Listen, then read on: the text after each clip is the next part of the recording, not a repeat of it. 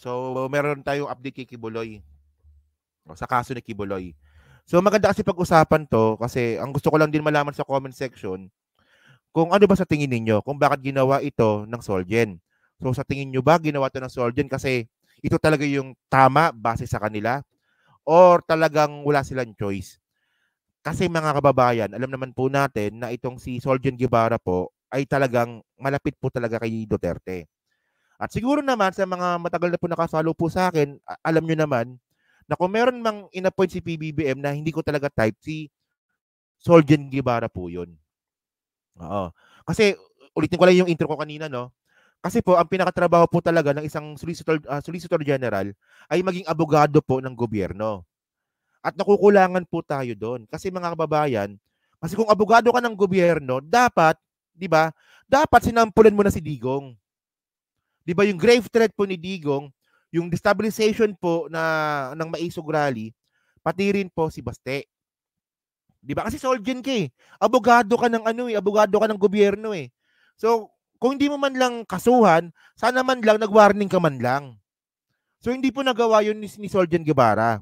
Hindi po katulad nung ginawa po ni dating Solgen Calida, di ba?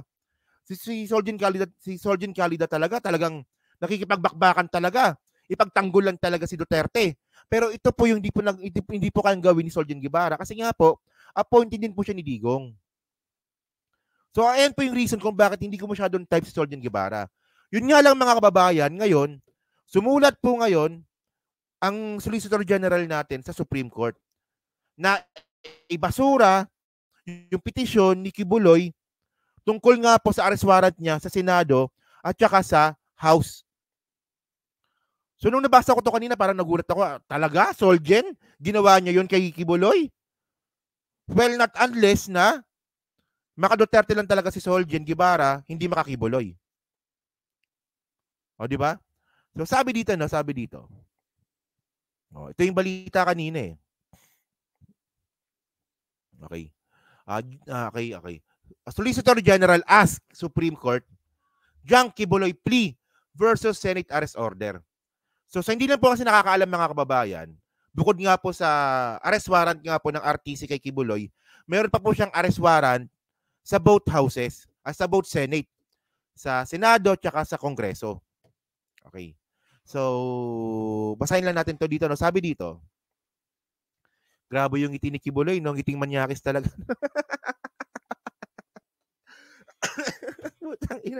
Paano kaya, no? Kunwari, no? Pagkagising mo, no? Tapos pag dilat mo ng mukha, no? Nakaharap si Kibuloy sa'yo, tapos ganyan yung ngiti. Diyos ko! O kunwari si Aichang, no? Si Aichang, pagkagising ni Aichang.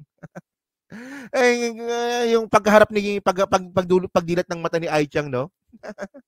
Ganyang mukha yung makikita ni Aichang, nakatingin si Kibuloy sa kanya. Naku, patay tayo dyan. Alam yung tingman niya kasi, no? Sabi dito, no? State lawyers have formally asked the Supreme Court to dismiss the petition filed by the fugitive religious leader, Pastor Apollo Kibuloy, questioning the contempt, arrest, and detention order issued against him by the Senate. Di ba? Oh. So, matulog ka na lang ulit, no? Baka si bangungot lang yon. So, ngayon, no, to, para mas maganda. Basahin po natin yung balita. Okay. Sabi dito. Okay.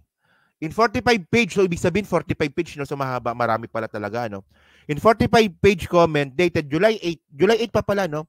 Senate through the Office of the Solicitor General asked the Supreme, bakit July 8? So ngayon lang pala na lumabas to, no? Kasi yung balita mga kababayan, July 18. So July 8 pa pala nangyari to, no? Ngayon lang na balita. Okay? Sabi dito. Okay? In a 45-page comment dated July 8, the Senate, through the Office of the Solicitor General, asked the Supreme Court to dismiss the petition filed by Kibuloy, who remains at large, and denied the latter plea for temporary restraining order against the Legislative Chamber, which is conducting on an inquiry on alleged irregularities in the operation of the Kibuloy's group. Okay. So, sabi pa dito, no, he had attended the Senate hearings as is expected for all citizens, he would not have been placed in this predicament. Invariably, it would be incorrect to anchor the claim of urgency, di ba, by Kibuloy, on mere speculations that respondent Senate would openly and knowingly violate his, Kibuloy, constitutional right against self-incrimination, the OSG said. So mga kababayan, kasi ang drama kasi ni Kibuloy, ito yung drama ni Kibuloy eh. Kapag si Kibuloy daw po ay pumunta sa Senado at sa Kongreso, mababiolate lang daw po yung human rights niya. Oh. Parang anti-Kibuloy naman yung harang. Ayun nga eh. Ayun yung sinasabi ko eh. Kaya nga nagulat nga ako eh. Kaya nga nagulat ako. O parang anti-Kibuloy naman yung hakbang ng Solgen dyan. Oo nga. Ayun yung sabi ko. Nagulat nga ako. Kasi ang alam naman natin, si Guevara, maka Duterte. Pero dito mga kababayan, no, ang gusto kasi ni Solgen, ibasura yung petisyon ni Kibuloy na wag siyang umattend ng hearing ng Senado at ng Congress. Di ba? Kasi nga po, sabi ng Solgen, hindi naman daw i-violate yung karapatan ni Kibuloy sa Senado. Di ba? Kontra talaga kay Kibuloy ito. Sabi pa dito, no? Petitioner Kibuloy seeks to carve out an exemption himself, armed with only a speculative and misguided claim.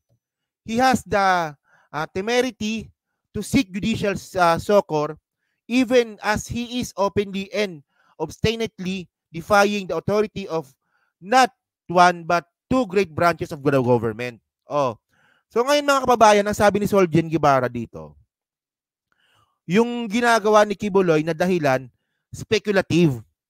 Gawa-gawa niya lang. Gawa-gawa niya lang daw. Hindi nga, kaya nga nagulat nga ako dito eh. Hindi ko na-expect talaga to.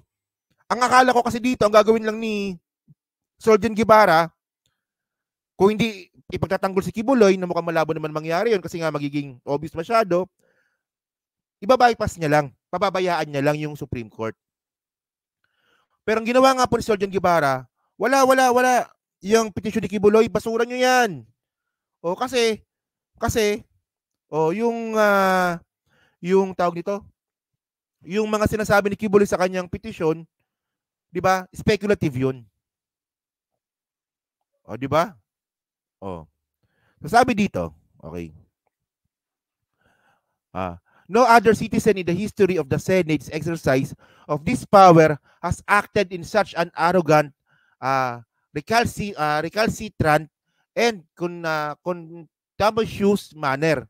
Kung mga word na yan, no? The Senate in January sent an invitation for Kibuloy to appear in the committee hearing. The pastor then appointed his lawyer to appear on his behalf. Diba? So ito yung kwento dito. Okay?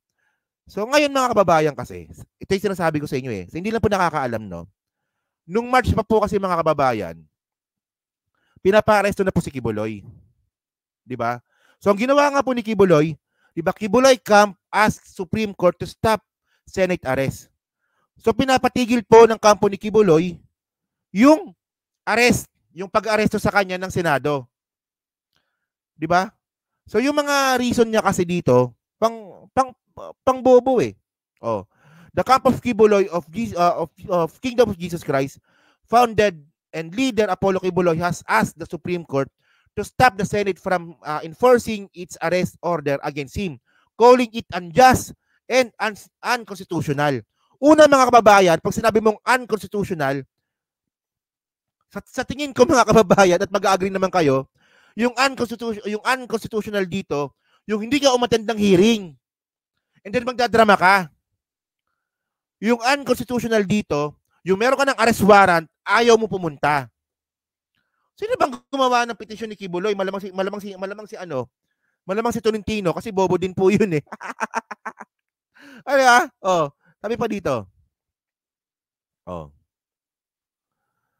So, a lawyer of Kibuloy who declined to be identified said his Supreme Court petition was for the issuance of a temporary restraining order or writ of preliminary injunction to stop the Senate from implementing the arrest order, as well from demanding the KOJC leader attendance at the Senate hearings. So ngayon, ito ngayon ang gusto ng company Kibuloy. Itigil po yung pag-arrest warrant at huwag pumunta si Kibuloy sa Senado. Ayan po yung pinasa ng company Kibuloy sa Supreme Court. Ngayon, sa hindi ko po inaasahang pagkakataon, ang sabi nga ni Solgen, ibasura nyo yan. Diba? Sumulat po si Solgen, yung Solicitor General natin, na sinabi niya nga sa Supreme Court na yan sinasabi ni Kibuloy, bullshit yan, ibasura nyo yan. O, diba? So kasi mga kababayan, no, ito kasi yung ano dito eh. O. Kaya ayaw po talaga ni Kibuloy pumunta sa Senado kasi po may ipit po talaga siya. So ito nabalita to ng March 7 do. Appointed Son of God, di ba? The cases versus Appointed Son of God, a list of Kibuloy ongoing legal challenges. So buti na nga lang itong Inquirer, no, sinulat niya lahat yung mga mangyayari kay Kibuloy pag siya po ay inaresto. So una sa lahat mga kababayan, no, yung US Court. Yung US Court na yan, bayanan natin yung Amerika diyan, di ba? So ito yung iniiwasan ni Kibuloy kasi ito mga kababayan, mapapanood po ito ng buong mundo at saka ng buong Pilipinas. Isipin nyo ito yung napaka-interesting dito kung bakit nagtatago si Kibuloy eh. Okay. Kapag si Kibuloy po nahuli, di ba? Wala na po siyang takas sa Senado. So pag sinabi na ni Risa Ontiveros na idol ni Kainaro, di ba? Pag sinabi ni Risa Ontiveros, nahuli na si Kibuloy. O so may hearing tayo. Pag-usapan natin yung naiwanan nating kaso ni Kibuloy sa Senate hearing. So pag-uusapan ulit to. Human trafficking ng mga miyembro ng KOJC. Tapos labor violations ni Kibuloy sa SMNI. Tapos sex-related offenses. Ngayon mga kababayan, ang tanong dito. Pag nahuli ba si Kibuloy? And then pinatawag siya ni Risa Ontiveros, syempre pupunta si Kibuloy. Wala siyang ibang choice. Magkakaroon ng hearing. At pag-uusapan itong mga bagay na to. Hindi niyo ba panonoorin? Syempre ako panonoorin ko yan. Panonoorin ko yan. At gusto ko rin pong malaman, di ba, kung ano yung magiging sagot ni Kibuloy dyan pa sa human trafficking, labor violations, tsaka sex-related offenses. Gusto kong marinig yung boses ni Kibuloy kung paano niya sasagutin yan. Di ba? So far, Solgen Guevara doing a good job right now. So, palakpakan natin si Solgen Guevara dito. Di ba? Mas mabigat ang arrest warrant ng criminal court than Senate. Hindi, totoo naman yan. Mas mabigat yung arrest warrant ng criminal court. So, malamang makukulong si Kibuloy, di ba, sa city jail, di ba? Malamang sa city jail. Or pwede siya mag-request na makulong na lang siya sa ibang kulungan, wag lang sa city jail, di ba? Pwede 'yun kasi mayaman naman siya eh. Kaya niyang gawin 'yun. Di ba? Pero ang point nga dito mga kababayan, pag nahuli po si Kibuloy, di ba? Obligado siyang pumunta dito sa mga hearings na 'to.